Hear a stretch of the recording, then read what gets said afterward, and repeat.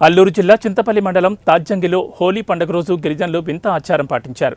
తాజ్జంగి గ్రామంలో గిరిజనులు హోలీ పండుగను 60 అడుగుల కర్రల టవర్ను పొడవుగా నిర్మించి దహనం చేసి హోలీ పండుగ జరుపుకుంటున్నారు. ఈ టవర్ను హోలీ టవర్ అని అంటారు. తాజ్జంగి గ్రామంలో బీటాలైన్ వీధిలో రాధాకృష్ణ ఆలయం వద్ద ఒడిశా నుండి వలస వచ్చిన ఆదివాసీలు హోలీ పండుగను సాంప్రదాయబద్ధంగా జరుపుకుంటారు. గ్రామస్తులు హోలీ టవర్ను నిర్మించేందుకు అడవికి వెళ్లి ఎత్తైన చెట్లు నరికి గ్రామానికి తీసుకువస్తారు. అనంతరం హోలీని పురస్కరించుకుని ఆలయం ఎదుట 60 అడుగుల ఎత్తులో కర్రల పోగు నిర్మిస్తారు. గ్రామంలో గ్రామస్తులు కృష్ణుని ఆలయం వద్ద పూజా కార్యక్రమాలు నిర్వహిస్తారు. ఒక జెండాను పట్టుకుని పూజా కార్యక్రమంలో అనంతరం గ్రామంలో సంబరాలు జరుపుకుంటూ జెండాను ఊరేగిస్తారు. ఊరేగించిన అనంతరం జెండాను టవర్ చివరన ఉంచుతారు. హోలీ పండుగ తెల్లవారుజామున టవర్ను దహనం చేస్తారు. దహనం చేసిన అనంతరం టవర్ చివరకు కట్టిన జెండా ఏ దిక్కున పడితే ఆ దిక్కున పాడి పంటలు బాగా పండుతాయని ఆ గ్రామస్తుల నమ్మకం. అలాగే ఈ జెండాను పట్టుకున్న వ్యక్తులకు గ్రామస్తులు కొంత నగదును బహుమానంగా అందజేస్తారు.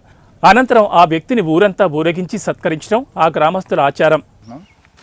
అది దాని యొక్క సాంప్రదాయం ఏంటంటే, దాని యొక్క ప్రత్యేకత ఏంటంటే, ఒక 60 అడుగుల పోల్స్ తీసుకొచ్చి పాతుతాం. పాతిన తర్వాత దానికి మధ్యలో కర్రలు పేర్చుతాం.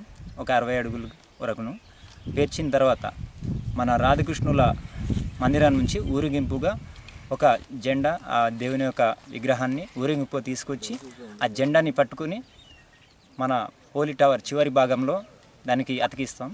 అతికించిన తర్వాత తెల్లారి ఉదయాన్న 4-5 ఆ టైంకి హోలీ దహన సంస్కారం జరుగుతుంది.